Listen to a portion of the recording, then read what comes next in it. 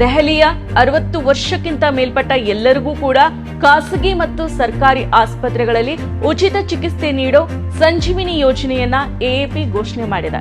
ಮಹಿಳಾ ಸಮ್ಮಾನ್ ಯೋಜನೆ ಮತ್ತು ಸಂಜೀವಿನಿಯಂತಹ ಕಲ್ಯಾಣ ಯೋಜನೆಗಳನ್ನ ಎಎಪಿ ಸರ್ಕಾರ ಘೋಷಣೆ ಮಾಡಿರುವುದು ಬಿಜೆಪಿಗೆ ಭಯವನ್ನ ಉಂಟು ಮಾಡಿದೆ. ಹೀಗಾಗಿ ದೆಹಲಿ ಮುಖ್ಯಮಂತ್ರಿ ಅತೀಶಿ ಅವರನ್ನ ಶೀಘ್ರದಲ್ಲೇ ನಕಲಿ ಪ್ರಕರಣದಲ್ಲಿ ಸಿಲುಕಿಸಿ ಬಂಧನ ಮಾಡೋದಕ್ಕೆ ಸಂಚು ನಡೀತಾ ಇದೆ ಅಂತ ಆರೋಪ ಮಾಡಲಾಗ್ತಾ ಇದೆ. ನಮಸ್ಕಾರ, ನಾನು ಸಪ್ನ. 2025ರ ಆರಂಭದಲ್ಲಿ ದೆಹಲಿ ವಿಧಾನಸಭಾ ಚುನಾವಣೆ ನಡೆಯಲಿದೆ. ಈ ಚುನಾವಣೆ ಎಎಪಿ, ಬಿಜೆಪಿ ಮತ್ತು ಕಾಂಗ್ರೆಸ್ ನಡುವಿನ ತ್ರಿಕೋನ ಸ್ಪರ್ಧೆಗೆ ಸಾಕ್ಷಿಯಾಗಲಿದೆ. ಈ ಬಾರಿಯ ವಿಧಾನಸಭಾ ಚುನಾವಣೆಯಲ್ಲಿ ಕಾಂಗ್ರೆಸ್ ಜೊತೆಗೆ ಹೊಂದಾಣಿಕೆ ಇಲ್ಲ ಅಂತ ಹೇಳಿರೋ ಅರವಿಂದ್ ಕೇಜ್ರಿವಾಲ್ ಅವರು ದೆಹಲಿಯ 70 ಕ್ಷೇತ್ರಗಳಿಗೂ ಕೂಡ ಎಎಪಿ ಅಭ್ಯರ್ಥಿಗಳ ಪಟ್ಟಿಯನ್ನ ಬಿಡುಗಡೆ ಮಾಡಿದ್ದಾರೆ. ಇತ್ತ ಬಿಜೆಪಿ ಮತ್ತು ಕಾಂಗ್ರೆಸ್ ಪಕ್ಷಗಳು ಕೂಡ ತಮ್ಮ ಅಭ್ಯರ್ಥಿಗಳ ಪಟ್ಟಿಯನ್ನ ಬಿಡುಗಡೆ ಮಾಡಿದವೆ.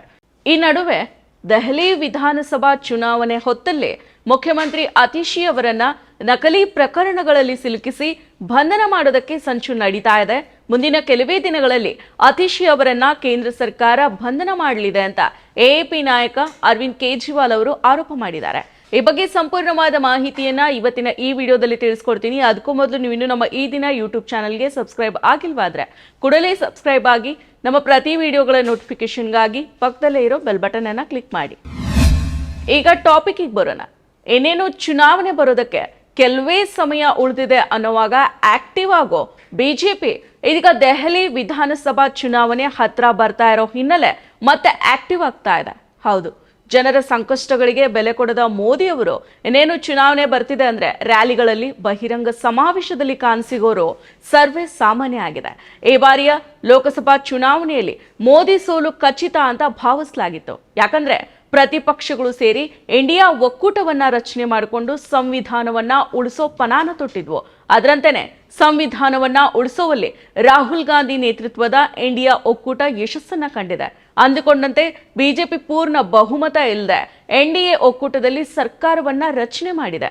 ಈ ಬಾರಿಯ ಲೋಕಸಭಾ ಚುನಾವಣೆಯಲ್ಲಿ ಸೋಲು ಖಚಿತ ಅಂತ ತಿಳಿದಿದ್ದ ಮೋದಿ ಅವರು ರಾಜಕೀಯ ತಂತ್ರಗಳನ್ನ ಸಕಾಲದಲ್ಲಿ ಬಳಸಿದ್ರು. ಮೊದಲಿಗೆ ಇಂಡಿಯಾ ಒಕ್ಕೂಟದಲ್ಲಿ ನಿತೀಶ್ ಕುಮಾರ್ ಅವರನ್ನ ತಮ್ಮ ಒಕ್ಕೂಟಕ್ಕೆ ಸೇರಿಸಿಕೊಳ್ಳುವಲ್ಲಿ ಯಶಸ್ವಿ ಆದ್ರು. ಉಳಿದವರು ಸಿದ್ಧಾಂತವನ್ನ ಮೀರಿ ಎನ್ಡಿಎನ ಸೇರ್ಕೊಳ್ಳದೆ ಇರುವಾಗ ರಾಜಕೀಯ ಲಾಭಕ್ಕಾಗಿ ಸರ್ಕಾರಿ ಸ್ವಾಯತ್ತ ಸಂಸ್ಥೆಗಳಾದ ಸಿಬಿಐ ಮಾತ್ರ ಅಲ್ಲದೆ ಜಾರಿ ನಿರ್ದೇಶನಾಲಯ ಹಾಗೂ ಆದಾಯ ತೆರಿಗೆಗಳನ್ನ ಬಳಕೆ ಮಾಡಿಕೊಂಡು ವಿವಿಧ ಪಕ್ಷಗಳ ನೇತೃತ್ವ ವಹಿಸಿದವರ ಆಪ್ತ ವಲಯದಲ್ಲಿದ್ದವರು ಅಭ್ಯರ್ಥಿಗಳು ವಿವಿಧ ರಾಜಕೀಯ ಪಕ್ಷಗಳ ಜೊತೆ ನಿಕಟ ನಂಟನ್ನ ಹೊಂದಿದ ಗುತ್ತಿಗೆದಾರರ ಮನೆ, ಕಚೇರಿಗಳ ಮೇಲೆ ದಾಳಿಯನ್ನ ನಡೆಸೋದು. 2017ರಿಂದ ಈಚೆಗೆ ಕರ್ನಾಟಕದಲ್ಲಿ ಚುನಾವಣೆಗಳು ಘೋಷಣೆ ಆದಾಗಲೆಲ್ಲ ಆದಾಯ ತೆರಿಗೆ ದಾಳಿಗಳು ನಡೀತಾನೆ ಇದ್ದಾವೆ.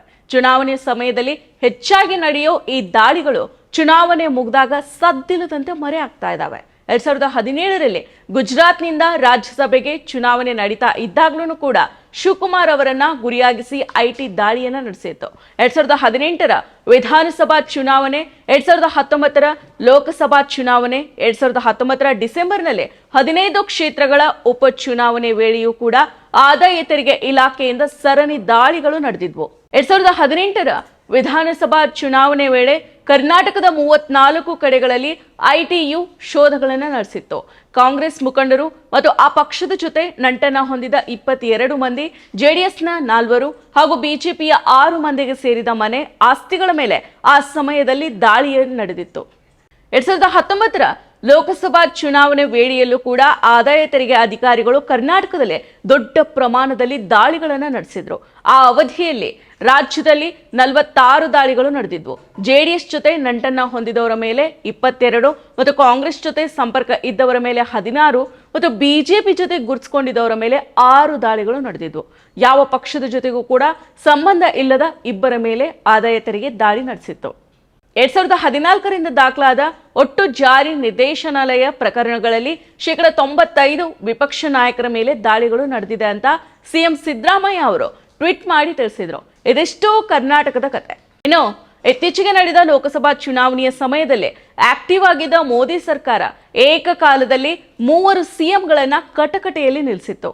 ಮೋದಿ ತಮ್ಮ ವಿರುದ್ಧ ಮಾತನಾಡೋರನ್ನ ಸಹಿಸೋದಿಲ್ಲ, ತಮ್ಮ ವಿರುದ್ಧ ಮಾತಾಡಿದ್ರೆ ಅವರು ಮುಖ್ಯಮಂತ್ರಿನೇ ಆಗಿದ್ರು ಕೂಡ ಅವರ ಕಿರುಕುಳ ಅನುಭವಿಸೋದು, ಜೈಲು ಸೇರೋದು ಖಚಿತ.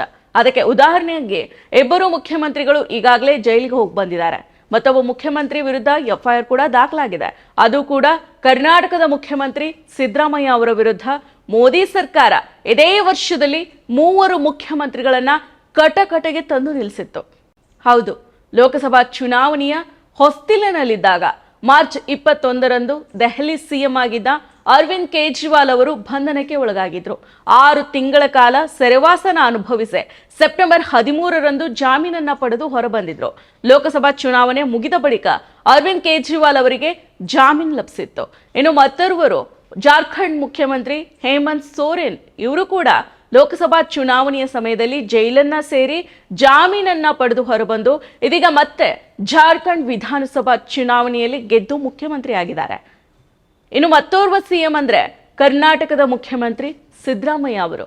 ಕರ್ನಾಟಕದಲ್ಲಿ ಇಡೀ ತಮ್ಮ ಸಂಪೂರ್ಣ ರಾಜಕೀಯ ಜೀವನದಲ್ಲಿ ಕಳಂಕರಹಿತವಾಗಿ ಇದ್ದ ರಾಜಕಾರಣಿ ಅಂದ್ರೆ ಅದು ಸಿದ್ದರಾಮಯ್ಯ ಅವರು.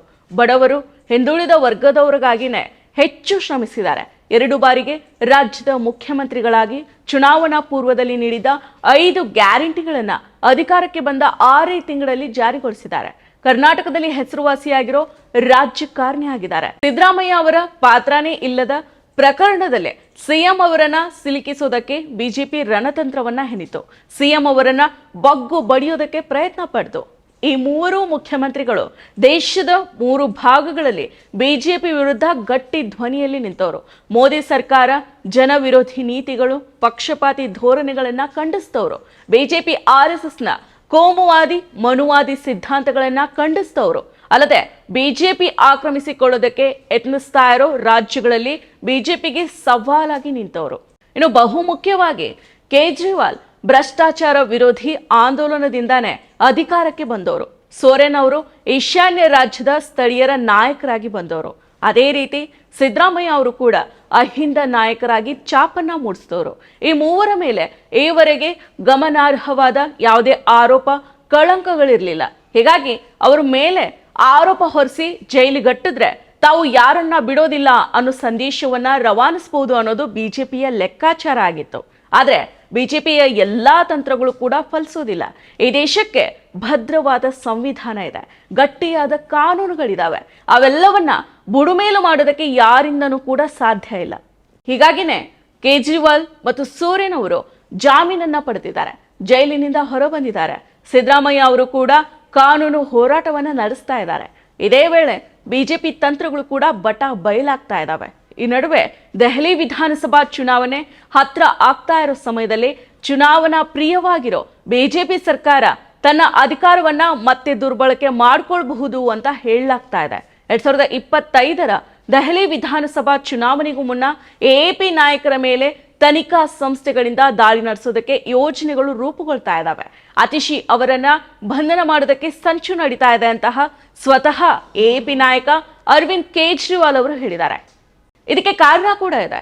ಇದೇನಂದ್ರೆ ದೆಹಲಿಯ 60 ವರ್ಷಕ್ಕಿಂತ ಮೇಲ್ಪಟ್ಟ ಎಲ್ಲರಿಗೂ ಕೂಡ ಖಾಸಗಿ ಮತ್ತು ಸರ್ಕಾರಿ ಆಸ್ಪತ್ರೆಗಳಲ್ಲಿ ಉಚಿತ ಚಿಕಿತ್ಸೆ ನೀಡೋ ಸಂಜೀವಿನಿ ಯೋಜನೆಯನ್ನ ಎಎಪಿ ಘೋಷಣೆ ಮಾಡಿದೆ. ಮಹಿಳಾ ಸಮ್ಮಾನ್ ಯೋಜನೆ ಮತ್ತು ಸಂಜೀವಿನಿಯಂತಹ ಕಲ್ಯಾಣ ಯೋಜನೆಗಳನ್ನ ಎಎಪಿ ಸರ್ಕಾರ ಘೋಷಣೆ ಮಾಡಿರೋದು ಬಿಜೆಪಿಗೆ ಭಯವನ್ನ ಉಂಟು ಮಾಡಿದೆ. ಹೀಗಾಗಿ ದೆಹಲಿ ಮುಖ್ಯಮಂತ್ರಿ ಅತೀಶಿ ಅವರನ್ನ ಶೀಘ್ರದಲ್ಲೇ ನಕಲಿ ಪ್ರಕರಣದಲ್ಲಿ ಸಿಲುಕಿಸಿ ಬಂಧನ ಮಾಡೋದಕ್ಕೆ ಸಂಚು ನಡೀತಾ ಇದೆ ಅಂತ ಆರೋಪ ಮಾಡಲಾಗ್ತಾ ಇದೆ. ಚುನಾವಣಾ ಸಮಯದಲ್ಲಿ ಆಕ್ಟಿವ್ ಆಗಿ ತಪ್ಪಿಲ್ಲದಿದ್ರೂ ಕೂಡ ಸಿಎಂ ಮತ್ತು ರಾಜಕಾರಣಿಗಳನ್ನ ಪ್ರಕರಣದಲ್ಲಿ ಸಿಲುಕಿಸಿ ನ್ಯಾಯಾಲಯದ ಮೆಟ್ಟಿಲನ್ನ ಏರಿಸ್ತಾ ಇರೋ ಮೋದಿ ಸರ್ಕಾರ ದೆಹಲಿ ವಿಧಾನಸಭಾ ಚುನಾವಣೆಯ ಸಮಯದಲ್ಲಿ ಯಾರನ್ನ ಕಟಕಟೆಯಲ್ಲಿ ನಿಲ್ಲಿಸಲಿದೆ ಅನ್ನೋದನ್ನ ಕಾದು ನೋಡಬೇಕಿದೆ. ನಮಸ್ಕಾರ.